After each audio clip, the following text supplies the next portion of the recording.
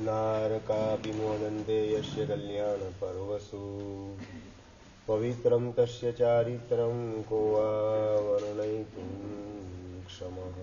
अनंत कल्याण करनार वात्सल्य वसावनारा તારક તીર્થંકર સ્વામી ભગવાન મહાવીર મહારાજાના શાસનને પામીને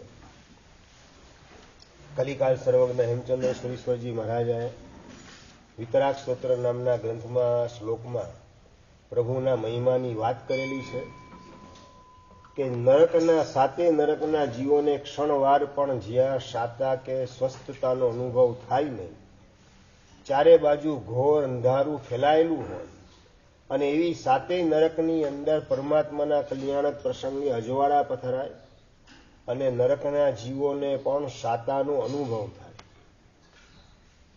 પૂજાની ઢાળમાં પણ વાત આવે છે કે સ્થાવરને પણ સુખકારી સખી આજ અનોપમ દિવાળી. સ્થાવર એટલે એકેન્દ્રિય જીવોને પણ ક્ષણવાર માટે ભગવાનના ચ્યવન જન્મ દીક્ષા વગેરે કલ્યાણક પ્રસંગે શાતાનો અનુભવ થાય એવા અરિયન પરમાત્માના પ્રભાવનું વર્ણન કરવા માટે કોણ સમર્થ છે? અને એવા આપણને મળેલા શ્રમણ ભગવાન મહાવીર મહારાજા, એમના શાસનની અંદર આપણે આરાધના કરી રહેલા છીએ.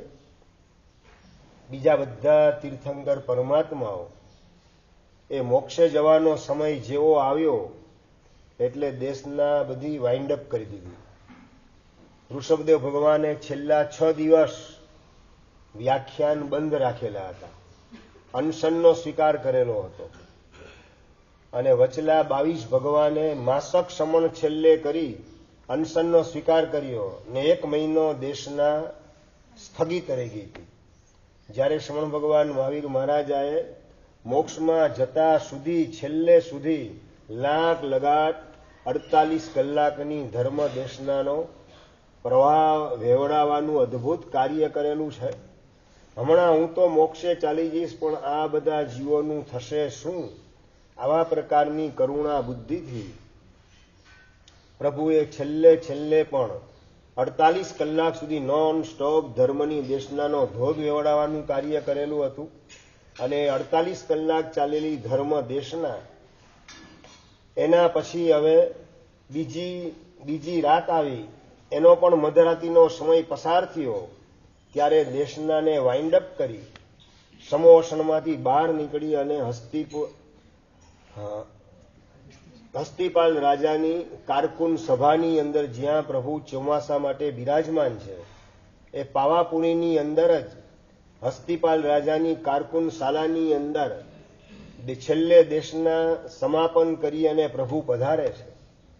18 રાજા 9 મલ્લકી અને 9 લિચ્છવી રાજા 18 રાજાએ પૌષધ સ્વીકારેલા હતા, એ પણ પ્રભુની પાસે સમોષણમાંથી આવીને બિરાજમાન થાય છે. અને એ વખતે પુણ્યપાલ નામના રાજા પધારે છે અને પુણ્યપાલ રાજા પોતાને આવેલા 8 સપના એના અંગે પ્રશ્ન પૂછે છે કે પ્રભુ આનું ફળ શું હશે? સામાન્યથી તમને સપનું આવે એનું ફળ કોના સુધી લંબાય? શિરીષભાઈ, તમને જે કંઈ પણ સારા કે નરસા સપના આવે એનું ફળ કોને મળે? પોતાને મળે, બરાબર. અને નંબર 2, બહુ તો પોતાના સ્નેહનું વર્તુળ જ્યાં સુધી લંબાવેલું હોય ત્યાં સુધી એ ફળ પ્રાપ્ત થાય. તમારા સ્નેહનું વર્તુળ તમારા કુટુંબ પૂરતું, એટલે તમને આવેલા સારા નરસા સપના એનું ફળ તમને અને તમારા સ્નેહીજનોને એનો લાભ અથવા તો નુકસાન જે થવાનું એ થઈ શકે. પણ પુણ્યપાલ રાજા હતા, એમને તો શ્રમણ ભગવાન મહાવીર મહારાજા પ્રત્યેનો એક વિશિષ્ટ પ્રકારનો અનુરાગ હતો અને ભગવાનના શાસન પ્રત્યે પણ સ્નેહનું વર્તુળ લંબાવેલું હતું. એટલે સપના આવે છે રાજાને, પણ રાજાએ જીન શાસન સુધી, જૈન સંઘ સુધી સ્નેહનું વર્તુળ લંબાવેલ હોવાના કારણે એમને આવેલા સપનાના ફળ એ સંઘ અને શાસન સુધી લંબાય છે. સંઘ અને શાસન સુધી પોતાની અસર દેખાડવાનું કામ કરે એવા પ્રકારના સપના છે. અને એના જ અનુસંધાનમાં શ્રમણ ભગવાન મહાવીર મહારાજા પહેલા સપનાનો ફલાદેશ ફરમાવી રહેલા છે.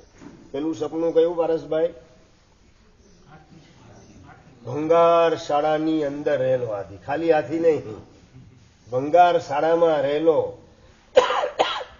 ઐરાવણ જેવો ઉચ્ચ કોટીનો હાથી. અને મહાવત ઉપરથી અંકુશ મારે છે કે આ ભંગાર શાળામાંથી બહાર નીકળે, કે જ્યાં ડગલે ને પગલે વીછીના ડંખ ખાવા પડે, ચામાચીડિયાની ચીચિયારી સંભળાય, ઘુવણની ચીચિયારી સંભળાય, સાપના પણ ડંખ ખાવા પડે, અને કાદવ કીચડવાળું ફ્લોરિંગ છે, ચાલતા પણ લપસી જવાય તેવા પ્રકારનું, અને ઉપર કોઈ સીલિંગની વ્યવસ્થા છે નહીં, છાપરાની પણ કોઈ વ્યવસ્થા છે નહીં. એવી સ્થિતિની અંદર પાછું ચારે બાજુ ઘોર અંધારું છવાયેલું છે, અને સામે દેખાય છે નવી હસ્તી શાળા, કે જ્યાં આમાંનો કોઈ પ્રોબ્લેમ નથી. એટલે મહેનત કરે છે, અંકુશ મારવાનું કામ કરે છે, ભાઈ આમાંથી બહાર નીકળ, સામે પહોંચ. ઘણા બધા હાથીઓ હતા અને ઘણા બધા મહાવતો પ્રેરણા કરે છે, એમાંથી માંડ 2-4 હાથી નીકળી અને નવી હસ્તી શાળામાં પ્રવેશ કરે છે. બાકીના બધા હાથી ત્યાં ને ત્યાં જ અનેક પ્રકારની તકલીફ હોવા છતાં ભંગાર શાળા જેવી જૂની હસ્તી શાળા એને છોડવા માટે તૈયાર થતા નથી. તો આનું શું ફળ હશે એ અંગે પ્રશ્ન પુણ્યપાલ રાજા શ્રમણ ભગવાન મહાવીર મહારાજાને પૂછે છે. અને એ વખતે ભગવાન મહાવીર મહારાજા વાત કરે છે કે હાથી એટલે બીજું કોઈ નહીં, મારા સંઘની અંદર ને શાસનની અંદર થનારા શ્રાવકો એ હાથી જેવા હશે. શિરીષભાઈ, તમને બધાને શેની ઉપમા આપી છે? હાથીની ઉપમા આપી છે. કીર્તિભાઈ, હાથી એની ઘણી બધી વિશેષતા હોય છે. એ ઘણી બધી વિશેષતામાંથી આપણે 10 પ્રકારની વિશેષતા અત્યારે સમજી લઈએ. શરીર રિલેટેડ 5 પ્રકારની વિશેષતા, અને એ સિવાયની હાથીની લાક્ષણિકતા રૂપે બીજી 5 વિશેષતા, ટોટલ 10 વિશેષતાની વિચારણા કરી લઈએ. સૌથી પહેલા, હાથી જે છે એનું પેટ મોટું હોય. એમ શ્રાવકોનું પેટ કેવું હોય? મોટું હોય. મોટું એટલે કેવું? મોટું એટલે શું પારસભાઈ? એટલે ઘરમાં ખાધા પછી પણ ભૂખ રહે અને હોટલમાં જવું પડે એમ, એ અર્થમાં મોટું. ઘરમાં પેટ ભરીને ખાધા પછી પણ હોટલ દેખે અને રેસ્ટોરન્ટ દેખે, રેકડી દેખે અને પેટમાં કંઈક પધરાવાનું મન થાય, એવું મોટું નહીં. પેટ મોટું એનો મતલબ ગંભીરતા. કંઈ પણ જુએ, કંઈ પણ સાંભળે તો પોતાના પેટના પાતાળ કૂવાની અંદર બધું સમાવી દે. જિંદગી આખીમાં પોતાની સાથે રહેનારી વ્યક્તિ, પોતાની શ્રાવિકા હોય, દીકરો દીકરી હોય, પુત્ર વધુ હોય કે મા બાપ હોય, એને પણ એની ગંધ સુદ્ધા આવવા ન દે એવા પ્રકારની ગંભીરતા શ્રાવકની પાસે હોય. હાથીનું પેટ મોટું, એની જેમ શ્રાવકો હાથી જેવા ગંભીરતાને ધારણ કરનારા આપણે બનવાનું છે. જેટલી આપણી ગંભીરતા હોય એટલું આપણા દ્વારા નબળા નિમિત્ત એના સમાચાર સ્પ્રેડ થતા અટકે, અને એના દ્વારા સંઘનું અને આપણા શાસનનું જે કંઈ ભાવ આરોગ્ય છે એ બગડતું અટકે. એવા પ્રકારની ગંભીરતાને શ્રાવકો ધારણ કરનારા હોય. એટલે પહેલા નંબરની અંદર હાથીનું પેટ એ મોટું, એની જેમ શ્રાવકોની પાસે ગંભીરતા હોય. બીજા નંબરની અંદર હાથી જે છે એની સૂંઢ સૌથી વધારે લાંબી હોય, ઢસડાતી હોય ધરતીની હારે. પણ સૂંઢ એટલે શું કહેવાય? નાક કહેવાય. નાક એટલે શું કહેવાય? આબરૂનું પ્રતીક કહેવાય. નાક કહેવાય ને, આનું નાક કપાઈ ગયું, આનું નાક કપાઈ ગયું એનો મતલબ કે નાક કપાતું નથી, પણ એની આબરૂ ચાલી ગઈ, એ નાક કપાઈ ગયું. હાથી જે છે એની સૂંઢ, હાથીને જ્યારે તરસ લાગે, જંગલમાં હોય અને ક્યાં તળાવ છે, કઈ દિશામાં પાણી છે એ જાણવા માટે પોતાની સૂંઢ હવામાં ઊંચી કરે.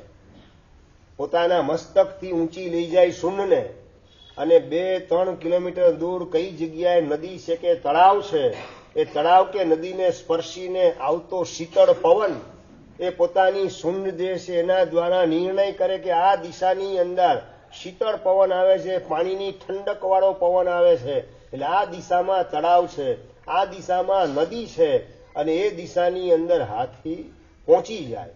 એ હાથીની સૂંઢ દ્વારા હાથી આ પાણી ક્યાં છે એનો નિર્ણય કરે એની ઘ્રાણેન્દ્રિય એવી સતેજ છે. તો શ્રાવકો જે છે નાકના સ્થાનમાં જે કહેવાય શૃંગ, હાથીની સૂંઢ જેમ લાંબી એમ શ્રાવકોની આબરૂ એ પણ કેવી હશે? લાંબી હશે. શ્રાવકો એ પોતાની આબરૂના માધ્યમથી અનેકના જીવનની અંદર સત્કાર્યને જોડવાની અંદર, સત્કાર્યમાં પ્રેરણા કરવાની અંદર પરોવાયેલા હશે. પોતાનું જીવન એવું ઊંચું હોય કે જેના કારણે સહજ રીતે જ પોતાની આબરૂ ચારે બાજુ ફેલાયેલી હોય, પ્રસિદ્ધ હોય.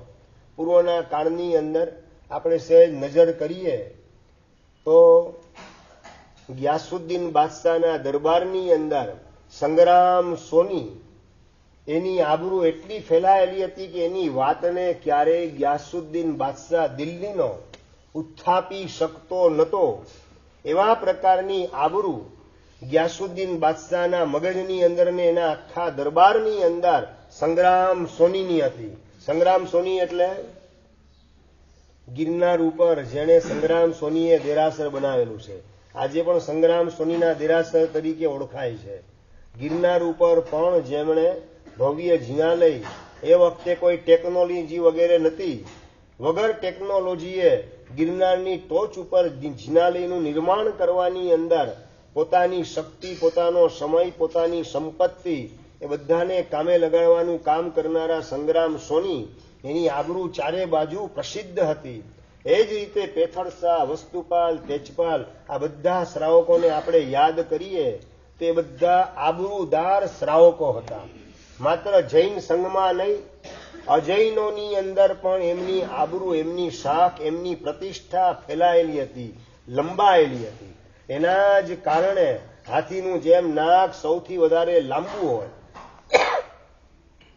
પૂંછડાને પગ કરતા પણ હાથીની સૂંઢ લાંબી, એમ શ્રાવકોની આબરૂ એટલી લાંબી હશે જેના કારણે જૈન શાસનની ચારે બાજુ પ્રભાવના થશે અને શ્રાવકોની વાત એને કોઈ ઉત્થાપી શકે નહીં. એવા પ્રકારની એમની આબરૂના લીધે અનેક લોકોને ધર્મમાં જોડવાનું કામ સુશ્રાવકો કરતા હશે. આ તમારા માટેનો આ ફલાદેશ પરમાત્મા પ્રકાશી રહેલા છે. બરાબર આપણે આપણા મગજની અંદર સેટ કરીને એવું જીવન બનાવવાની અંદર જોડાવાનું છે.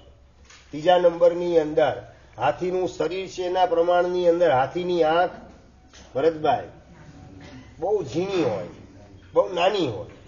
ઝીણી એટલે કે સૂક્ષ્મ. શ્રાવકો એની બુદ્ધિ કેવી હશે તો કે સૂક્ષ્મ હશે. સૂક્ષ્મ દ્રષ્ટિના પ્રતાપે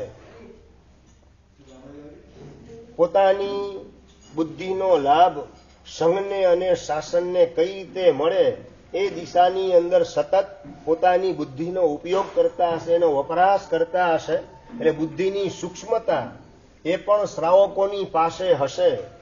કેવી સૂક્ષ્મતા હતી કે અનાર્ય દેશમાંથી મુસ્લિમ બાદશાહ હુમલો ભારત ઉપર કરવા માટે આવે, ગુજરાતને લૂંટવા માટે આવે છે, એવા સમાચાર વીર ધવળ રાજાના મંત્રી વસ્તુપાલને મળ્યા અને હલ્દી ઘાટીની અંદર જ પોતાના માણસોને મોકલી, પોતાના સૈનિકો વગેરેને મોકલી અને ત્યાંથી જ હલ્દી ઘાટીનું યુદ્ધ જે કહેવાય એ જગ્યાએ પોતાના સૈનિકોને મોકલી અને એન્ટ્રી જે ભારતમાં કરી રહેલા હતા, તુર્કસ્તાનની દિશામાંથી આવી રહેલા હતા, એ મોગલ સૈન્યને ત્યાંથી જ હટાવવાનું પરાક્રમ વસ્તુપાલે પોતે કરેલું છે.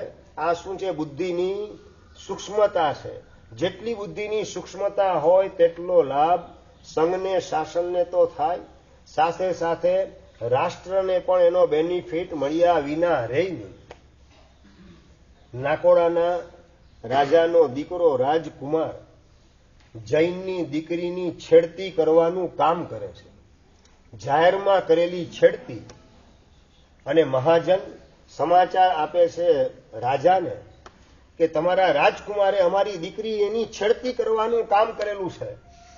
અને એ વખતે રાજા જે વાત કરે કે ભાઈ એ તો જુવાનિયા હોય, એ જુવાનિયા મસ્તી નહીં કરે તો પણ હું ને તમે કરવાના છે? જુવાનિયા કરે, આપણે આંખ આડા કાન કરતા શીખવાનું. રાહુલભાઈ, આ રીતે રાજા રાજકુમારનો બચાવ કરવાનું કામ કરે છે. અને શ્રાવકોની મીટિંગ થઈ કે હજી આ તો રાજકુમાર છે, રાજા થયો નથી, ભવિષ્યમાં આ જ રાજા થશે. અત્યારે પણ આપણી દીકરીઓના શીલ સલામત રહે એવી શક્યતા દેખાતી નથી. શીલના માથે જોખમ દેખાય છે.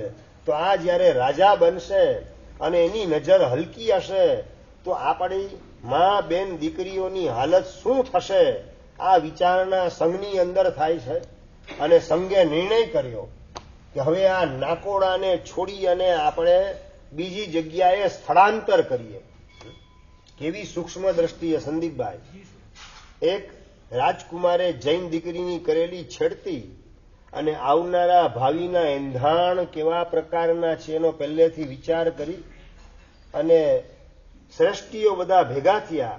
આપણે અહીંથી નાકોડાથી જેસલમેરનો સંઘ કાઢીએ, એકો એક જૈનો એની અંદર જોડાવાનું. પોતાની દુકાન, પોતાનું ઘર બધું સાયલન્ટલી ચૂપચાપ વેચવાનું કામ બધા કરી દેજો અઠવાડિયાની અંદર. અઠવાડિયા પછી આપણે નાકોડાથી જેસલમેરનો સંઘ કાઢીએ છીએ. સંઘ કાઢીએ એ જ વાત કરવાની, બીજી આવડી એવડી વાત કરીએ તો રાજા પાછું વચ્ચે લંગર નાખવાનું કામ કરે, એટલે કોઈ વિઘ્ન વગેરે ઊભું ન થાય. એટલે નાકોડાથી જેસલમેરનો સંઘ એની જાહેરાત કરી.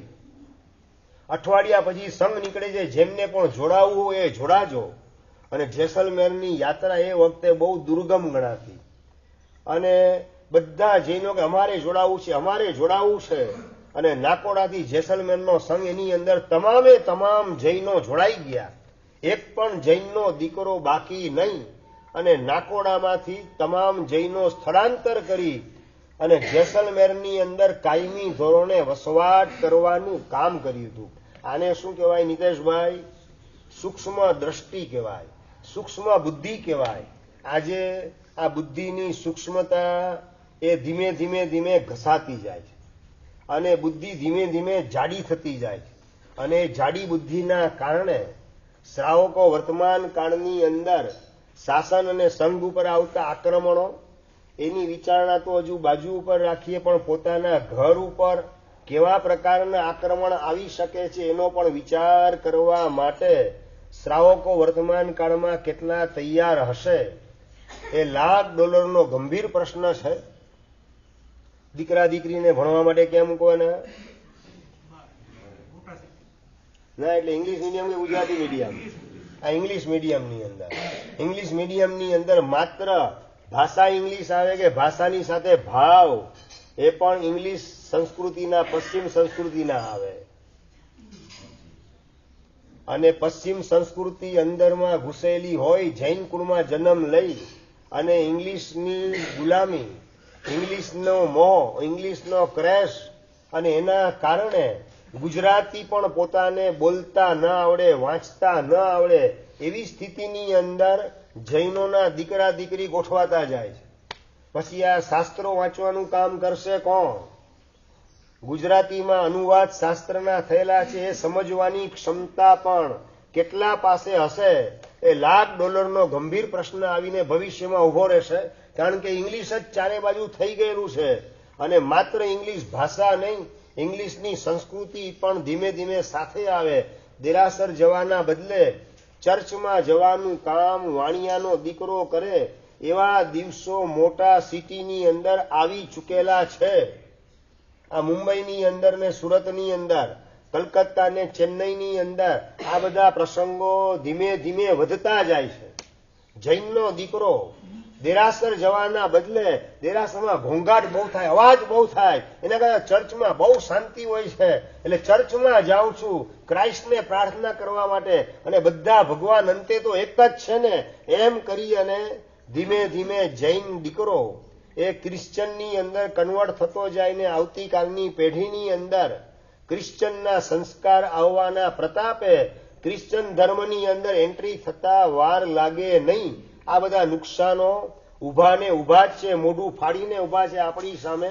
પણ આ અંગેની વિચારણા કેટલી આવે? આજે જે છોકરો રોજ ચાંદલો કરતો હોય અને એની પાસે ચરોડો હોય, ચાંદલો હોય, બીજા નંબરમાં ચરોડો એનો ઉપયોગ કરતો હોય, સમજી ગયા ને?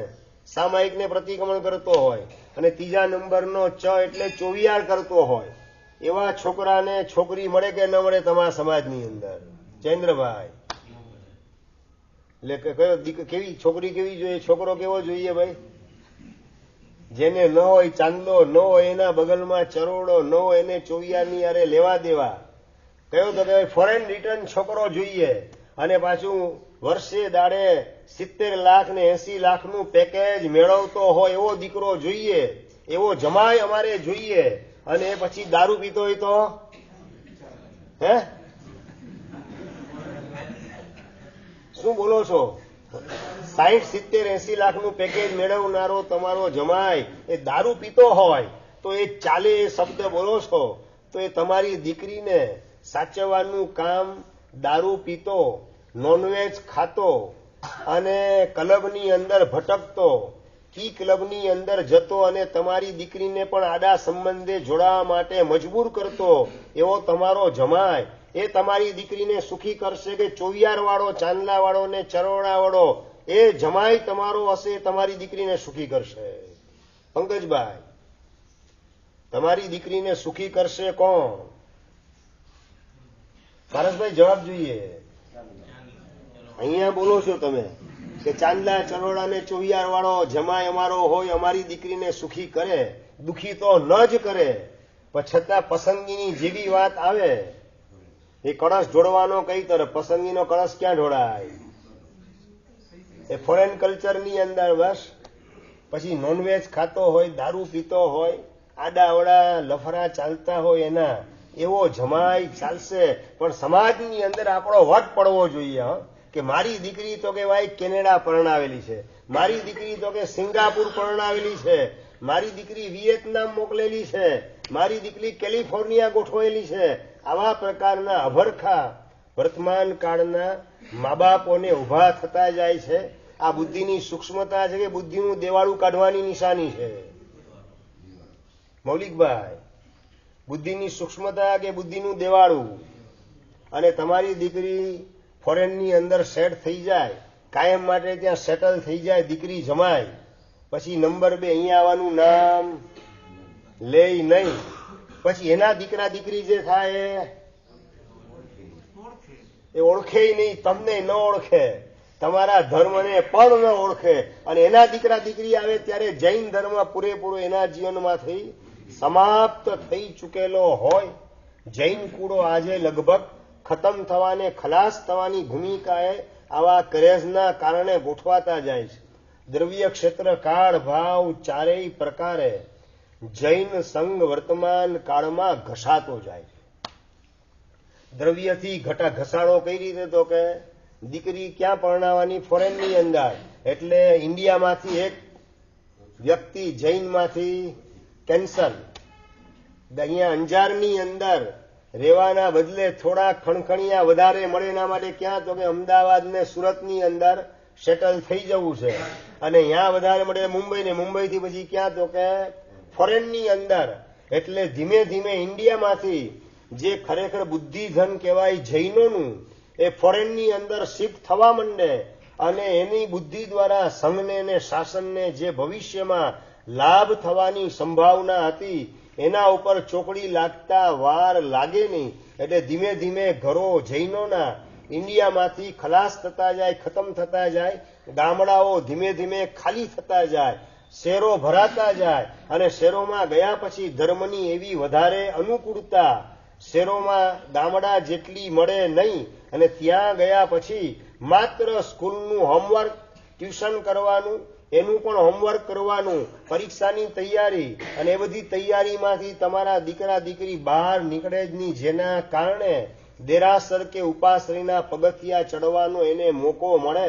અને એ મોકો ન મળવાના કારણે ધીમે ધીમે એના જીવનમાંથી પણ ધર્મ ઘસાતો જાય, સુકાતો જાય, રવાના થતો જાય.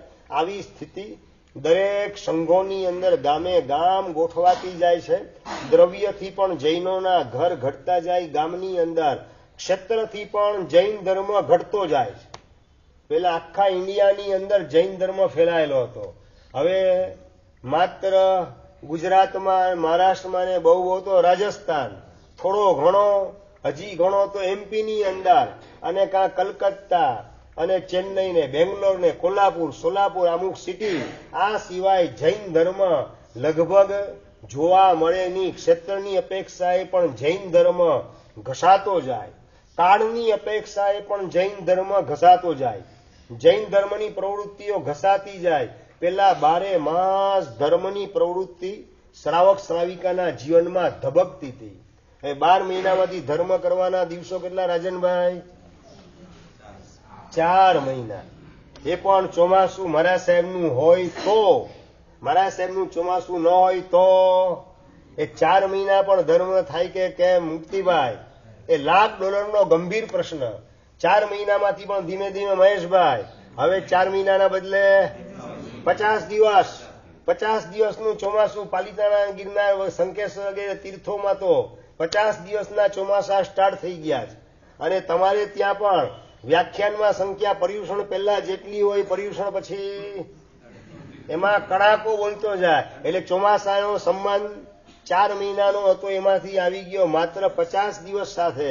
અને કેટલાકને તો માત્ર પર્યુષણના 8 દિવસ પૂરતો જ ધર્મ કરવાનો હોય, એ સિવાય ધર્મની આરે લેવા દેવા નહીં. અને એમાંય ઘણા તો પાછા માત્ર સંવત્સરીનો 1 જ દિવસ, એ સિવાય ધર્મની આરે અમારે કોઈ સ્નાન સૂતક નથી.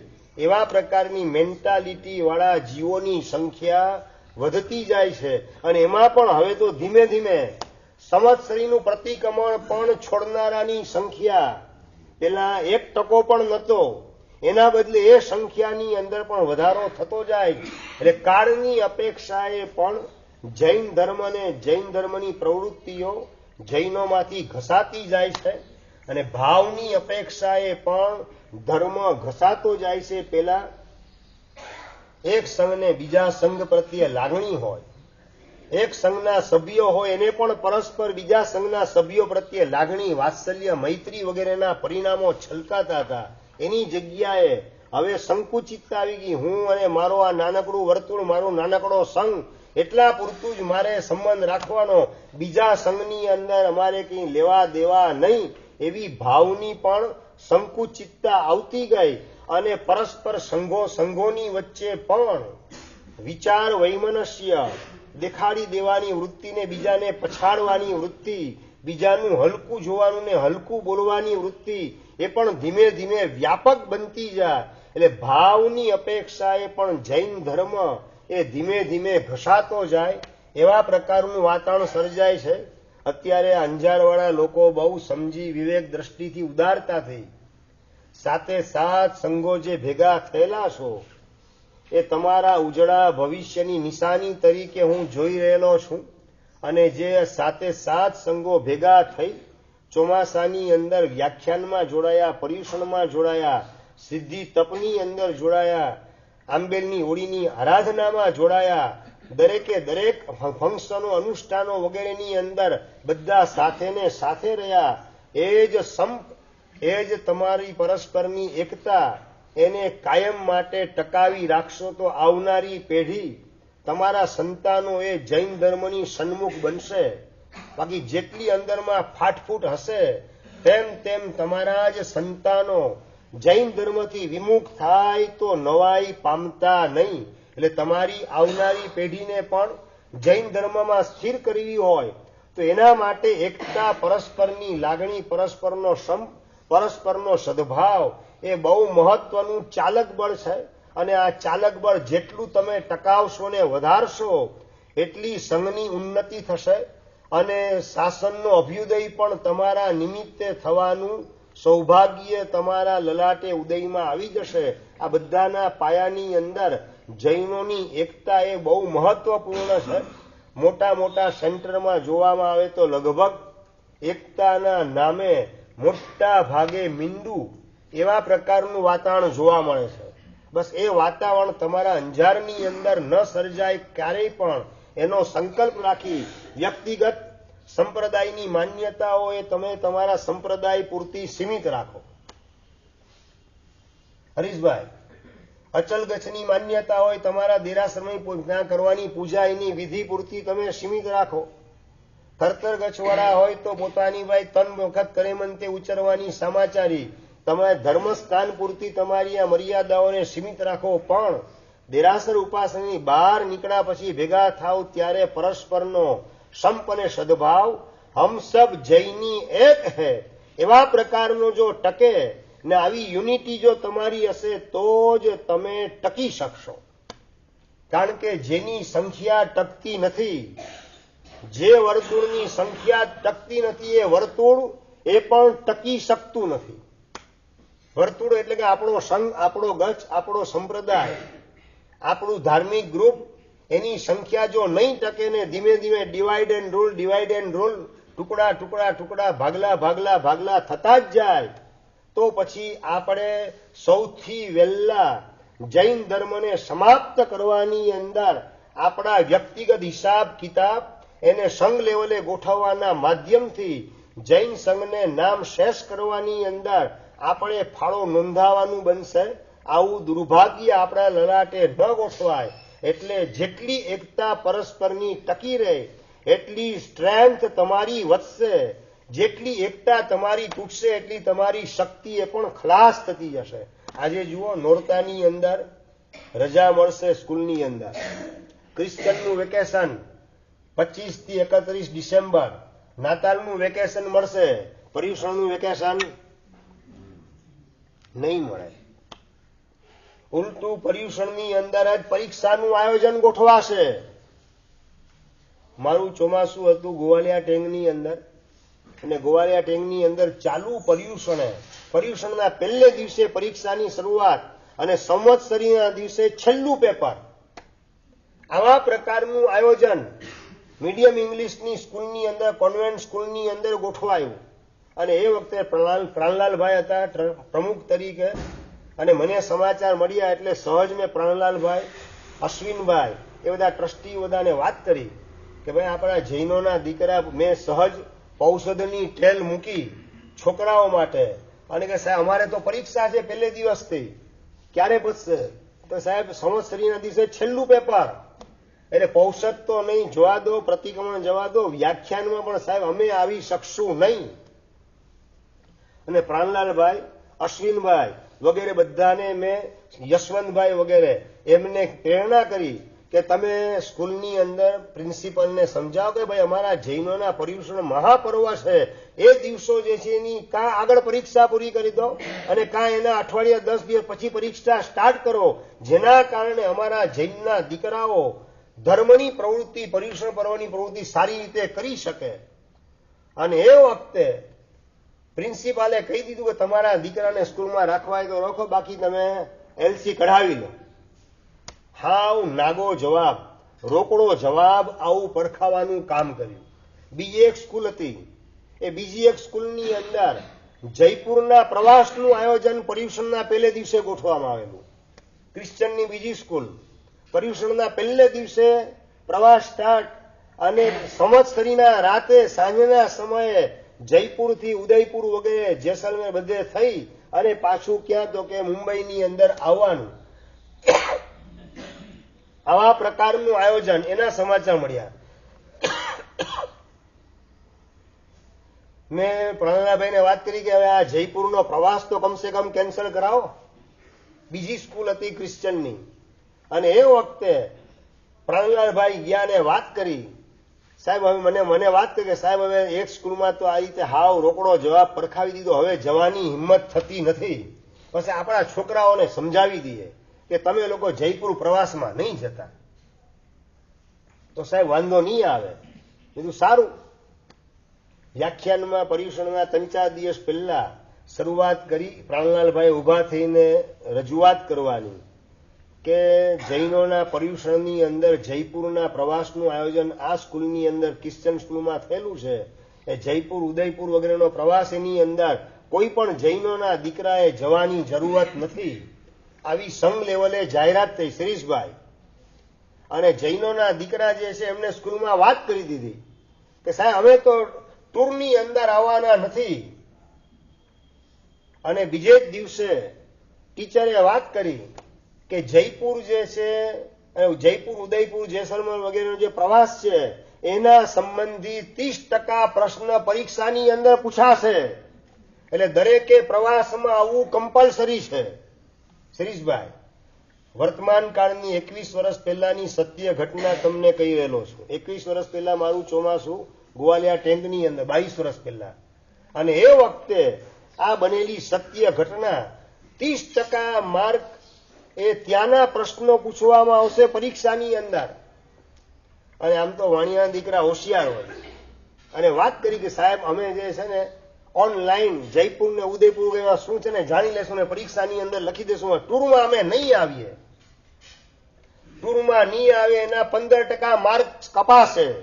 કીર્તિભાઈ, હવે કઈ સ્કૂલના કાયદામાં આવું હોય કે ટૂરની અંદર વિદ્યાર્થી ના આવે તો 15% માર્ક એના કપાઈ જાય? લલિતભાઈ, હમ કરે સો કાયદા. આ બધા અત્યાચારો જૈનો ઉપર થાય છે. એ બધાના મૂળમાં શું છે તો કે જૈનોની સંખ્યા ધીમે ધીમે ઘસાતી ગઈ. અંદરની એકતા હતી, એક સૂર હતો જૈનોનો, એ પણ વિભાજિત થતો ગયો, ટુકડે ટુકડા થતા ગયા. અને એના કારણે સરકાર સામે આપણે આપણો અવાજ એક મતે રજૂ કરી શકતા નથી. અને જૈનોના ફાટફૂટના સમાચાર સરકાર પાસે પાક્કા પૂરેપૂરા હોવાના કારણે કોઈ એક વર્ગ જઈ અને રજૂઆત કરે તો એને મચક આપવાનું કામ ભારત સરકાર પણ કરતી નથી. એટલે આ સરકાર બહુમતીના કાળની અંદર જૈનોએ જો ટકવું હોય, જૈન શાસનના આચાર ટકાવવા હોય, જૈન કુળની મર્યાદાઓ વગેરેનું પાલન સારી રીતે કરાવવું હોય તો એના માટે એકતા એ કમ્પલસરી છે. હાથી પાસે જેમ આંખ ઝીણી એમ બુદ્ધિ કેવી તો કે શ્રાવકોની બુદ્ધિ એકદમ સૂક્ષ્મ હોય. આવનારા 25, 50, 100 વર્ષ પછીનું પિક્ચર શાસનમાં સંઘમાં કેવા પ્રકારનું હશે, દેશની સ્થિતિ કેવા પ્રકારની હશે, આ બધી માનસિકતા એટલી ક્લિયર થયેલી હોય જેના કારણે પોતાની મહત્તમ શક્તિ, પોતાની મહત્તમ સંપત્તિ, મહત્તમ સમય અને સમજણ બધાનો ઉપયોગ સંઘ અને શાસનના અભ્યુદયની અંદર શ્રાવકો લગાવતા હોય તો એને કહેવાશે બુદ્ધિની સૂક્ષ્મતા. અને માત્ર વ્યક્તિગત સ્વાર્થ એના કારણે સંઘથી જુદા પડી આપણે આપણું સંભાળો, હું ને મારી ઘરવાળી ને મારા દીકરા દીકરી, બસ મારા પરિવારની ચિંતા કરું, એ સિવાય બીજાની ચિંતા કરવાની મારે જરૂરત શી છે?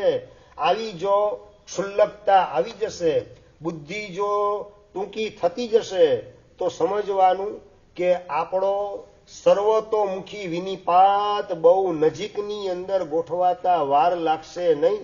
આવું ન બને જૈન શાસનની અંદર, જૈન ધર્મની અંદર. એના માટે વ્યક્તિગત હિસાબ કિતાબ વગેરેને ક્યારેય પણ સંઘના પ્લેટફોર્મ પર ગોઠવવા નથી.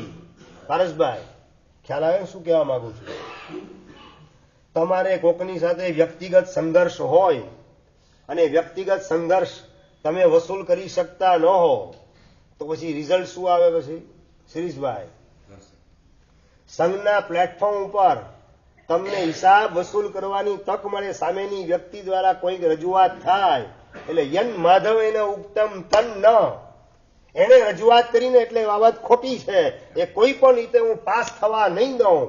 આવા વ્યક્તિગત હિસાબો જ્યારે સંઘના પ્લેટફોર્મ પર ગોઠવાય અને સંઘ લેવલે વાદ વિવાદ ને વિખવાદ એનું વાતાવરણ ઊભું કરવાની અંદર આપણી બુદ્ધિનો જો આપણે દુરુપયોગ કરતા હોઈએ તો આપણા સંઘનો વિનિપાત બહુ નજીકના સમયની અંદર સમજવો પડે. એટલે આપણે દરેકે વ્યક્તિગત લેવલે પરસ્પરનો સંપ સદભાવ, એકતાનું વાતાવરણ અને જૈન શાસન ને જૈન સંઘ એને આવનારા 100, 200, 500 વર્ષ સુધી કોઈ તકલીફ ન પડે એવા પ્રકારનું એન્વાયરમેન્ટ ઊભું કરવાની જવાબદારી આપણા સૌની છે. એમ સમજી વ્યક્તિગત હિસાબ કિતાબને હાંસિયામાં નાખી દઈએ, ગૌણ કરી દઈએ, એને યાદ પણ કરીએ નહીં. અને યાદ રાખવાનું કાયમ માટે, great conqueror never fight on small issue. મહાન વિશ્વ વિજેતા હોય ક્યારે નાની નાની બાબતની અંદર કોઈની આરે લડવાનું ઝઘડવાનું કરતા નથી હોતા. અને આપણે લડવા ઝઘડવાનો મુદ્દો કયો? લડવા ઝઘડવાનો મુદ્દો કયો? તમારો અંજારનો મુદ્દો કયો? છાસ પાણી લો પતી ગયું. આ છાસનો મુદ્દો લડવાનો ને ઝઘડવાનો 15 ને 20 ને 25 વર્ષથી આ બધા એક માત્ર છાસના મુદ્દે કે છાસ ગરમ કરેલી ખપે કે કાચી ખપે એ ચર્ચાની અંદર સંઘની અંદર વર્ષો સુધી ટુકડા પડે એવું ભવિષ્યમાં હવે ક્યારે એનું પુનરાવર્તન ન થાય. એકતા જે ઊભી થયેલી છે આ ચાતુર્માસની અંદર એ એકતાને સાથે સાત સંઘો કાયમ માટે તમે ટકાવી રાખો તો હાથી જે છે બુદ્ધિશાળી પ્રાણી કહેવાય. બુદ્ધિની સૂક્ષ્મતા એના સ્વામી બનવા દ્વારા હાથીનું વિશેષણ તમને સારી રીતે લાગુ પડે એવા પ્રકારનો પ્રયત્ન કરજો. પહેલા નંબરની અંદર હાથીનું પેટ મોટું એટલે કે ગંભીરતા શ્રાવકની. બીજા નંબરમાં સૂંડ તો કે લાંબી એટલે કે આબરૂદાર હોય શ્રાવકો. ત્રીજા નંબરની અંદર હાથીની આંખ ઝીણી એમ શ્રાવકોની બુદ્ધિ એકદમ સૂક્ષ્મ હોય. ચોથા નંબરની અંદર હાથી જે છે એના કાન મોટા હોય, સુપડા જેવા મોટા હોય. મોટા સમજી ગયા ને? કાન તમારા મોટા હોય એટલે બધાને કાન આપવાના, પણ જબાન બધાને નહીં આપવાની. સમજાઈ ગયું ને? બરાબર. કાન બધાને આપવાના શ્રીષભાઈ, બધાની વાત સાંભળવાની. ને એમાં પણ સંઘના વડીલ તરીકે હોય, ટ્રસ્ટી તરીકે હોય, ઘરના વડીલ તરીકે હો, ત્યારે નાના હોય મોટા હોય દરેકે દરેક સભ્ય એની વાત હરેશભાઈ શાંતિથી સાંભળવાની. એની કોઈની પણ વાતને હિરેલભાઈ કાપવાની નહીં, કાનને મોટા રાખવાના અને જબાન જ્યાં ત્યાં આપવાની નહીં, સાંભળવાનું બધાનું અને વિચારી અને વધુમાં વધુ લાભ સંઘને શાસનને થાય એ રીતે ગુરુ આજ્ઞા પૂર્વક એ યોગ્ય બાબતો એનો અમલ કરીએ તો આ કાન મોટા અને હાથીની જીભ છે ને એકદમ નાની હોય. ખબર છે ને? હાથીની સૂંઢ લાંબી હોય ને જીભ એકદમ ટૂંકી હોય. ટૂંકી સમજી ગયા ને? બરાબર. કે જ્યાં ત્યાં જબાન કોઈને અપાય નહીં, વરદાન કોઈને આપે રખાય નહીં. વાંધો નહીં, ઓકે તમે કહો છો એમ થઈ જશે, ઓકે આમ આ તમે કહો છો એમ થઈ જશે, એમ 4-5 જગ્યા અલગ અલગ જબાન તમે આપી દીધી અને પછી પાછળથી ખ્યાલ આવ્યું કે આની પાછળ તો ષડયંત્ર ગોઠવાયેલું છે, અબ ક્યાં કિયા જાય. જબાન આપી દીધી હોય તો અનેક પ્રકારના પ્રશ્નો ઉભા થઈને જો તમે પાછું જબાનનું પાલન ન કરો તો તમારી આબરૂનો પ્રશ્ન તમને નડીને ઉભો રહે. અને જો પાલન કરો તો સંઘને નુકસાન, ભગવાનની આજ્ઞાનો ભંગ વગેરે ગોઠવાઈને ઉભો રહે.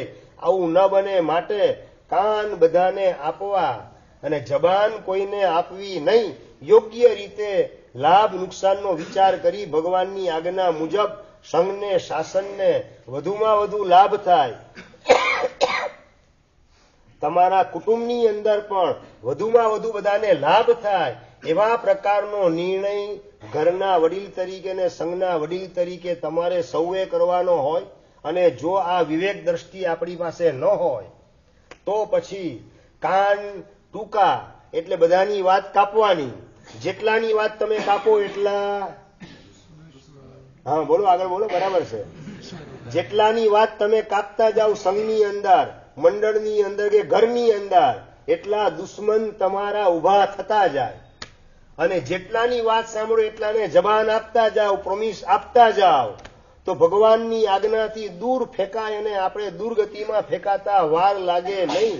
એટલે આ કાન બધાને આપવા એટલે કોઈની વાત કાપીની સાંભળવું બધાનું, પણ કરવું શું તો કે યોગ્ય હોય ભગવાનની દ્રષ્ટિએ, ગુરુ મહારાજની દ્રષ્ટિએ, ગીતા ગુરુ ભગવાનના માર્ગદર્શન મુજબ જે યોગ્ય હોય સંઘ માટે શાસન માટે એવા પ્રકારનો નિર્ણય કરવો.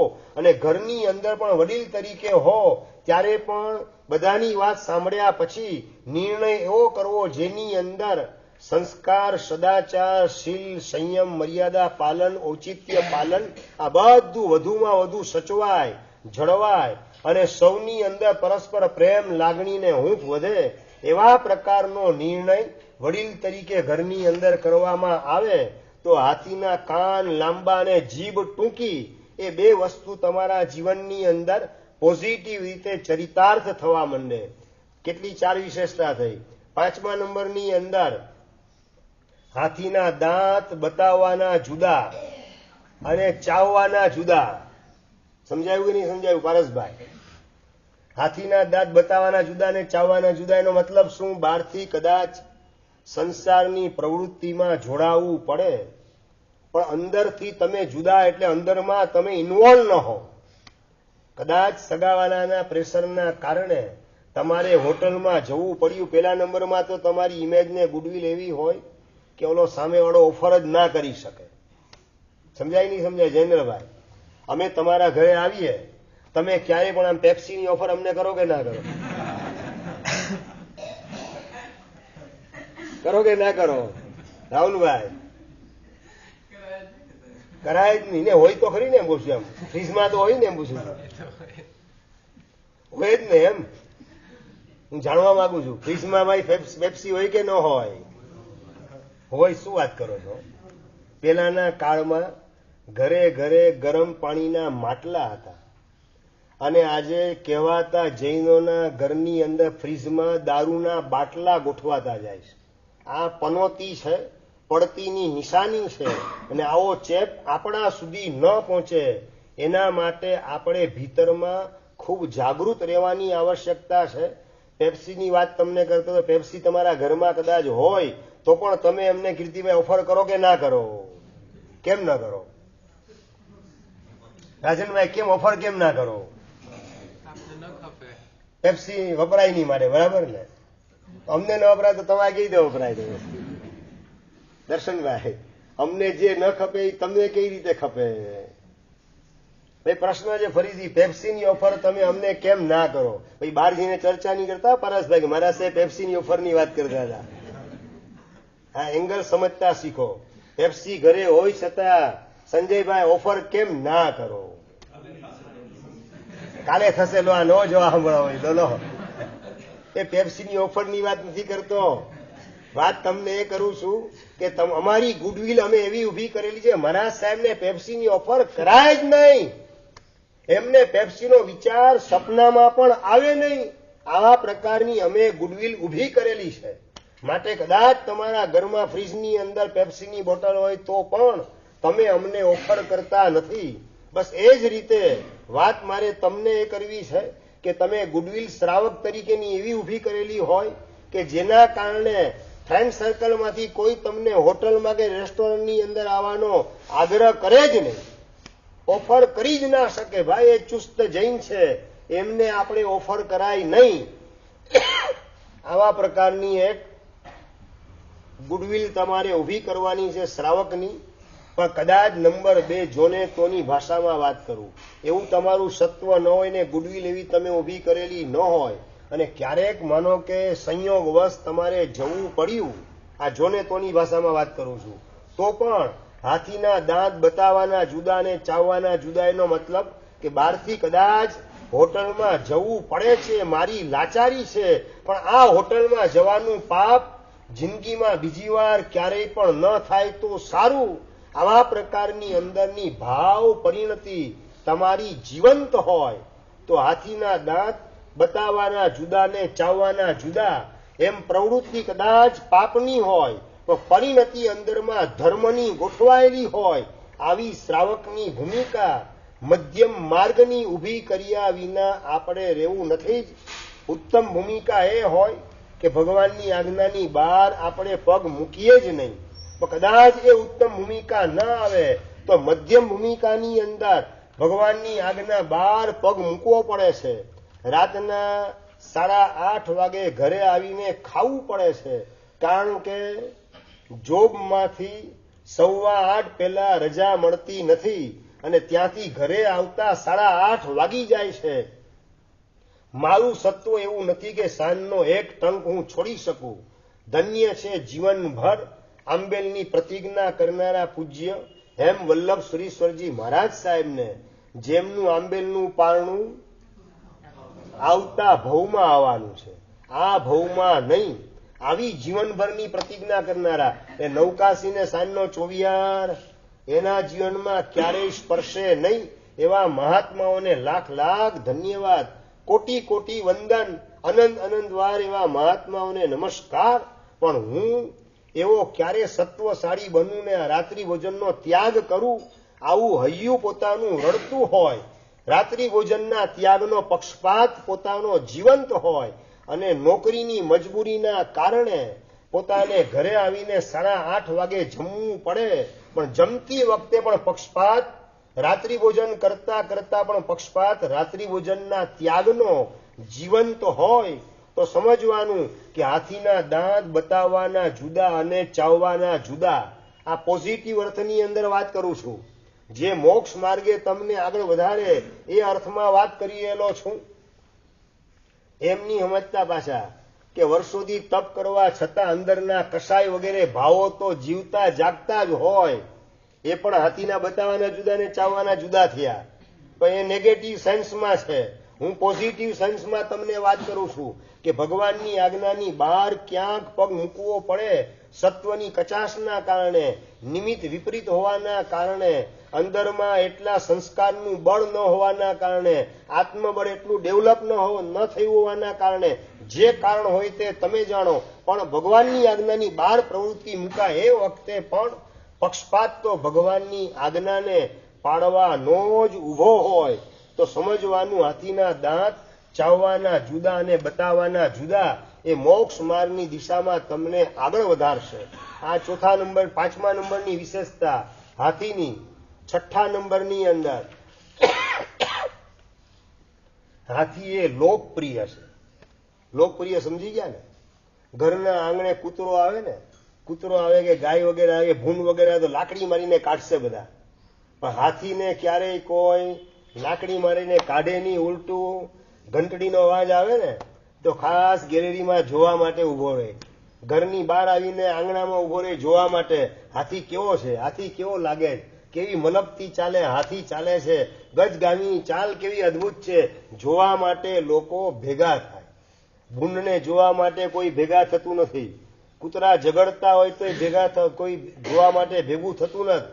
અને ટોળું હોય ભૂંડનું ને કૂતરાનું ટોળું હોય તો કોઈ જોવા ભેગા ન થાય. ને આથી એકલો હોય ને તો પણ લોકો એને જોવા માટે ભેગા થાય. આ છે હાથીની લોકપ્રિયતા.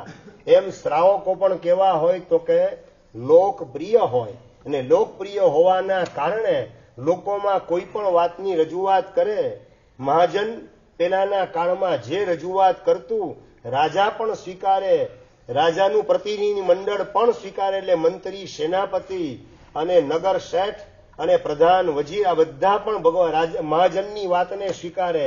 અને સભાજનો હોય રાજસભાની અંદર એ પણ મહાજનની વાતનો સ્વીકાર કરે. આવી લોકપ્રિયતા મહાજનની હતી, શ્રાવકોની હતી. આવી લોકપ્રિયતા આપણે ઊભી કરવાની છે. જેટલો શ્રાવક લોકપ્રિય હોય એટલો એ ધર્મની, શાસનની, સંઘની પ્રભાવના વધુમાં વધુ કરી શકે. અને લોકોમાં જેટલા તમે અપ્રિય હો તેમ તેમ તમારો ધર્મ બીજા માટે ટીકા ટિપ્પણનું કારણ બનવાનું નિમિત્ત બની જાય.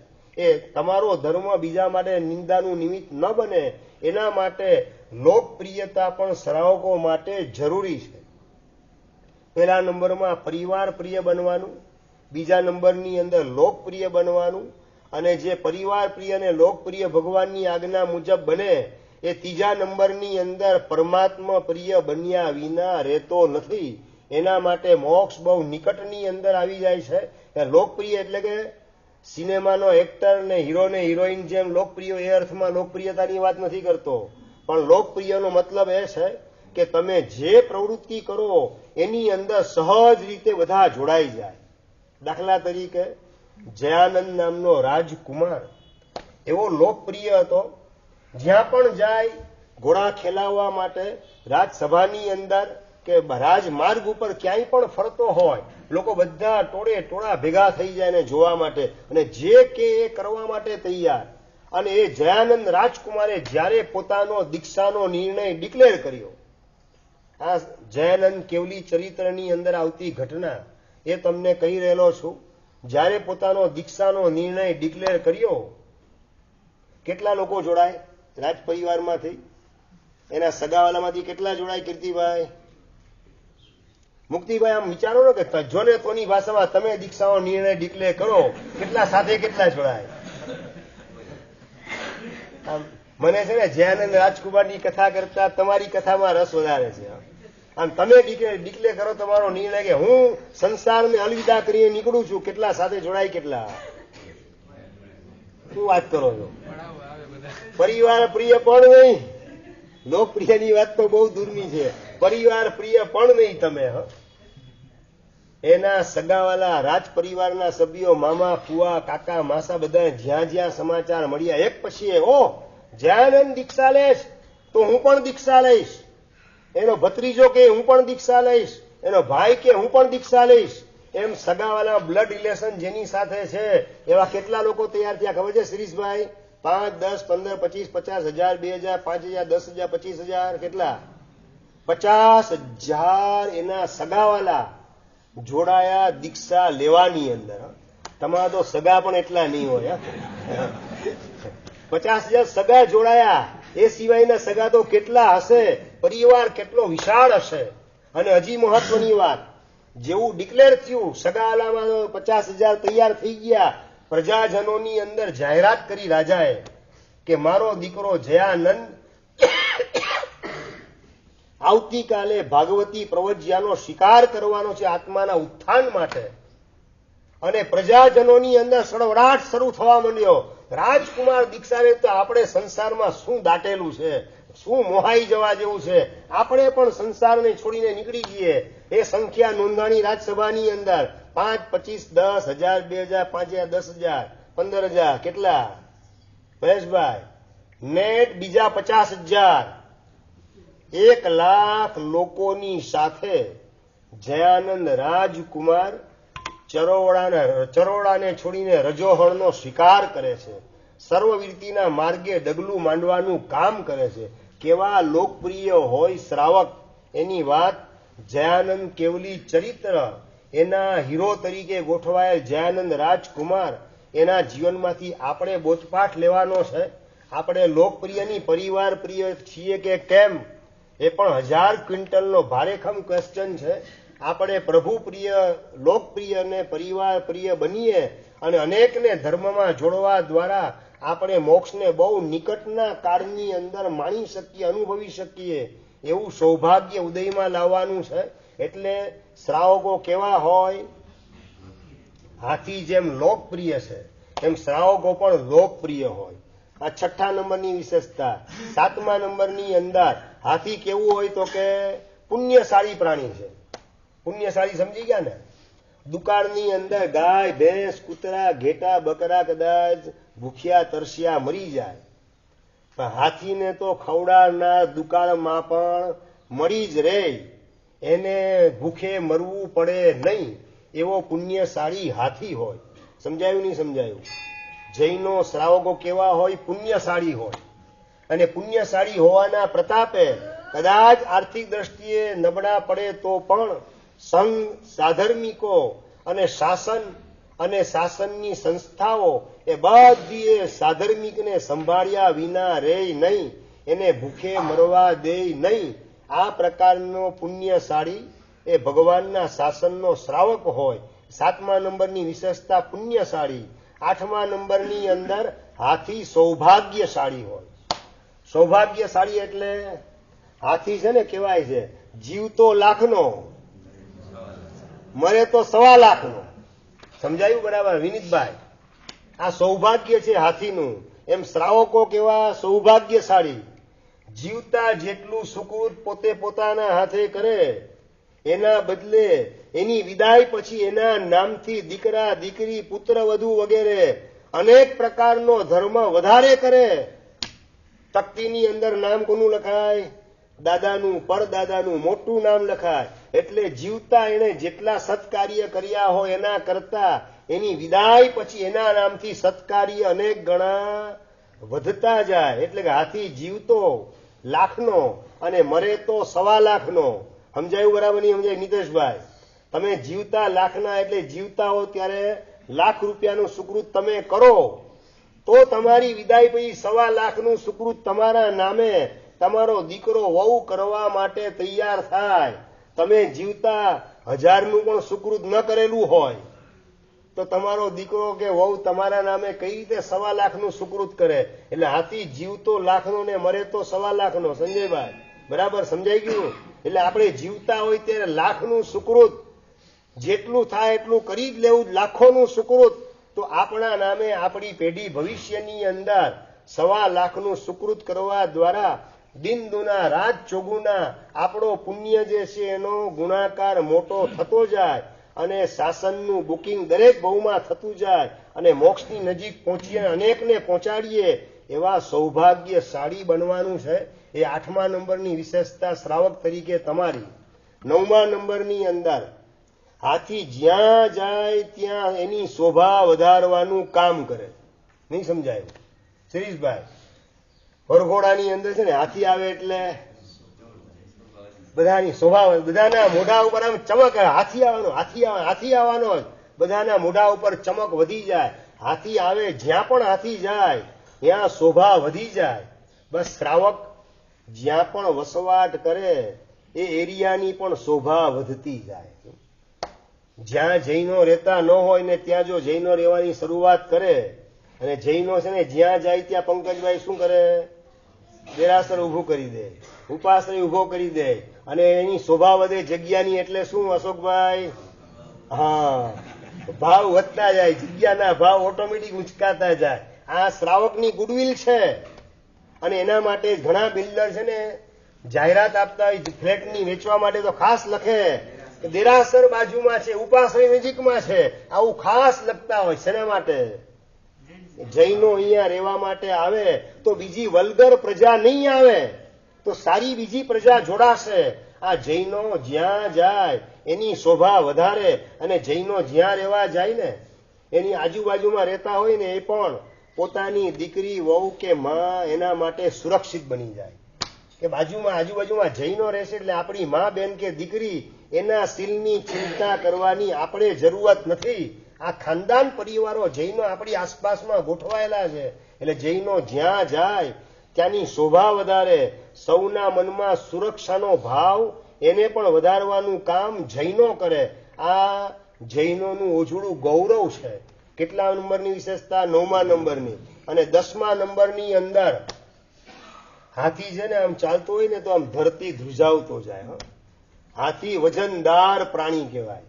હાથી જે છે જેમ વજનદાર છે એનું શરીર, એ જ રીતે શ્રાવકો કેવા હોય શિરીષભાઈ?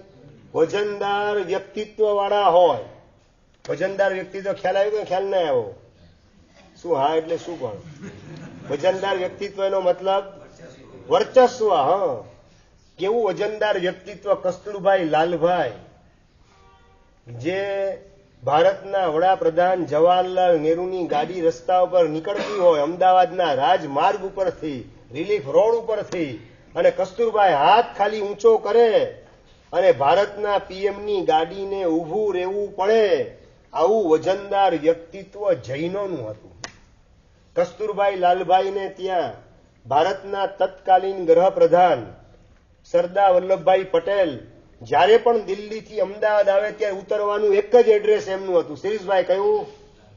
માત્ર કસ્તુરભાઈ લાલભાઈનું ઘર, એના સિવાય બીજે ક્યાંય સર્કિટ હાઉસ કે ગેસ્ટ હાઉસ એમાં ક્યાંય ઉતરવાનું નહીં. માત્ર સરદાર વલ્લભભાઈ પટેલ કસ્તુરભાઈના ઘરે જ ઉતરે.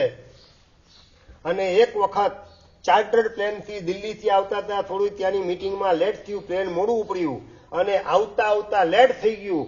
આવતા આવતા બરાબર વાગી ગયા 7:45. ઉનાળાના દિવસો 7:30 સૂર્યાસ્ત થઈ ગયો.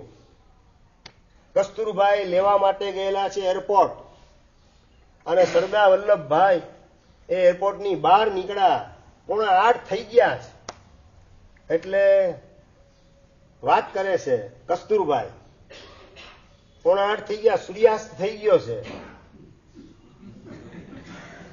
આટલું બોલવાની પણ હિંમત તમારી ખરી હરીશભાઈ? 7:45 થઈ ગયા, સૂર્યાસ્ત થઈ ગયો. હિરેલભાઈ, ભારતના ગૃહપ્રધાન તમારા ઘરે આવતા હોય ત્યારે આટલું બોલવાની હિંમત ખરી? વાણિયા, મને ખબર છે કે તું મને જમાડવાનો નથી, હું હોટલમાં જમી આવું પછી તારા ઘરે આવું છું. સરદાર વલ્લભભાઈ હસતા હસતા એની વાતનો સ્વીકાર કરે છે. મને ખબર છે વાણિયા તું જમાડવાનો નથી. અને કસ્તુરભાઈ વાત કરે કે સાહેબ સવારે પધારો તો સવાર બપોર સાંજ 3 ટાઈમ તમને ની આખા તમારા પરિવારને જમાડું, શું કામ ન જમાડું? ના ના, મને ખ્યાલ છે તું ધર્મ ચુસ્ત છે, ધર્મને વફાદાર છે. માટે જ બીજે ક્યાંય મારા કોંગ્રેસના અનેક લોકો અહીંયા અમદાવાદમાં હોવા છતાં બીજે ક્યાંય ઉતરવાના બદલે તારે ત્યાં જ ઉતરું છું. કારણ કે મારા મનમાં એકદમ ક્રિસ્ટલ ક્લિયર એક માન્યતા છે. કઈ માન્યતા સંદીપભાઈ, કઈ માન્યતા? The man who is not faithful toward the our religion, how can be faithful toward this country? મૌલિકભાઈ, જે વ્યક્તિ પોતાના અંગત ધર્મને વફાદાર નથી એ આ દેશને વફાદાર કઈ રીતે હોઈ શકે? તું તારા ધર્મને વફાદાર છે, માટે આ દેશની વફાદારી તારામાં હું સમજુ છું, માટે જ બીજે ક્યાંય ઉતરવાના બદલે તારે ત્યાં ઉતરું છું. આ હતું જૈનોનું વજનદાર વ્યક્તિત્વ. હાથી જેમ શરીરથી વજનદાર હોય એમ જૈનોનું વ્યક્તિત્વ વજનદાર હતું. આ કચ્છની અંદર પણ જૈનોનું વ્યક્તિત્વ કેવું વજનદાર હતું કે વિધાનસભાની 4-5 ટિકિટો એમાંથી 4 ટિકિટ તો જૈનોને જ મળતી હતી. આજે છે ને બધી સાપ ગયા અને લીસોટા પણ રહ્યા નથી એવી સ્થિતિમાં જૈનો મુકાતા જાય. માત્ર 75 વર્ષના ટૂંકા ગાળાની અંદર જૈનો કેટલા બધા નીચે ઉતરી ચૂકેલા છે એની વાત કરવી છે. આજે આખા કચ્છની અંદર એક પણ ટિકિટ જૈનને મળતી નથી. પેલા 5 ટિકિટમાંથી 4 ટિકિટ જૈનોને અપાતી હતી વિધાનસભાની અંદર ઇલેક્શન વખતે. આજે એક ટિકિટ માટે પણ ફાંફા મારવામાં આવે તો પણ તમને બાયપાસ કરી દેવામાં આવે, તમારી વાતને સ્વીકારવામાં ન આવે. એટલે વજનદાર વ્યક્તિત્વના બદલે પ્લાસ્ટિક જેવું હલકું ફોફલું અને સાવ એવું વ્યક્તિત્વ થઈ ગયું જેની કોઈ નોંધ લેવા માટે રાજકારણીઓ પણ તૈયાર થાય નહીં કે બીજા લોકો પણ તૈયાર થાય નહીં. એવું દુર્ભાગ્ય વર્તમાન કાળની 21મી સદીમાં વધતું જાય છે. આવા દુર્ભાગ્યમાંથી સંઘને શાસનને બહાર કાઢવા માટે આપણું જીવન એવું બનાવીએ કે જેના કારણે જૈનોનું વ્યક્તિત્વ વજનદાર બનતું જાય અને દિલ્હી સુધી ને ગાંધીનગર સુધી જૈનોની હાક પડે, હાક પહોંચે અને એના દ્વારા શાસનના સંઘના તીર્થ રક્ષાના કાર્યો સહજ રીતે થતા જાય. એ હદે આપણે આપણું બાહ્ય વ્યક્તિત્વ વજનદાર બનાવવાની, ઉપસાવવાની આવશ્યકતા છે સંઘ અને શાસન માટે. વ્યક્તિગત લેવલે આપણે આપણી જાતને હાઇલાઇટ નથી કરવી, પણ શાસનને સંઘ માટે આપણે જેટલું વજનદાર વ્યક્તિત્વ કેળવેલું હશે એટલું સંઘના અને શાસનના કાર્ય બહુ સરળતાથી થવા માંડશે. આ વરઘોડાનો મોટો રૂટ, સિદ્ધિતપના વરઘોડાનો શોભાયાત્રાનો રૂટ આ અંજારના મુખ્ય રાજમાર્ગમાંથી પસાર કરવાનો હતો અને બધું પાસ કરવાનું હતું. આ બધી જવાબદારી સોંપવાની હતી. શિરીષભાઈ ને હરીશભાઈ ને બધાએ શું કર્યું? ભેગા થઈને હાર પહેરાવી દીધો ડેનીભાઈ ને. ડેનીભાઈ, આ બધી જવાબદારી તમારી, તમે બધું સંભાળી લેજો. આ ડેનીભાઈનું વજનદાર વ્યક્તિત્વ છે, ચિંતાની બધું સંભાળી લઈશ. એ કલેક્ટર સુધી, કમિશનર સુધી, પોલીસ સુધી, બધી મેયર સુધી એમની લાગવક ચાલે, એમનો અવાજ પહોંચે અને સરળતાથી બધું પાસ થવા માંડે. એટલે જૈનો પોતાની આ શક્તિનો ઉપયોગ સંઘ અને શાસનના કાર્યો માટે કરે, તીર્થ રક્ષા માટે કરે, વ્યક્તિગત પોતાના ખિસ્સા ભરવા માટે નહીં. એ પણ પાછી બીજી બહુ મહત્વપૂર્ણ બાબત છે. આવી 10 વિશેષતા, હાથીની એવી 10 વિશેષતા શ્રાવકોની હોય અને છતાં પણ તકલીફ મોટી હોય. 9 ને 10 થઈ ગઈ.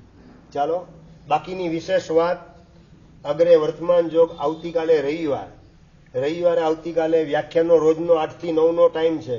પાછા દિવાળીના દિવસો ચાલી રહેલા છે એટલે 9 થી 10:30 ના બદલે 8 થી 9:30 નો ટાઈમ, 1.5 કલાક ફાવશે ને બધાને?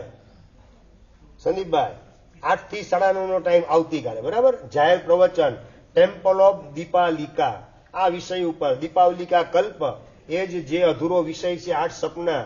હજી પહેલું સપનું પણ હજી આપણું અધૂરું છે.